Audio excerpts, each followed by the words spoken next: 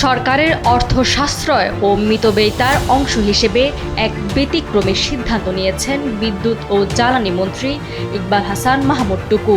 রাষ্ট্রীয় কোষাগারের ওপর চাপ কমাতে তিনি তার প্রাপ্য নিয়মিত সরকারি জ্বালানি ভাতা না নেওয়ার সিদ্ধান্ত গ্রহণ করেছেন। 1 মে থেকে জ্বালানি ভাতা গ্রহণ করবেন না বলে জানিয়েছেন বিদ্যুৎ ও জ্বালানি মন্ত্রী। জ্বালানি মন্ত্রী PS এক চিঠিতে কথা জানিয়েছেন। সরকারের নিয়ম অনুযায়ী একজন পূর্ণমন্ত্রী প্রতিদিন 20 লিটার তেল পান তার গাড়ির জন্য। এই হিসেবে জ্বালানি মন্ত্রী মাসে 600 লিটার অকটেন পেতেন, যার বাজার মূল্য 84,000 টাকা। সেই টাকাটি তিনি না নিয়ে তার ব্যবসায়িক প্রতিষ্ঠান থেকে তেল কিনে গাড়ি ব্যবহার করবেন বলে জানিয়েছেন তার সহকর্মীরা।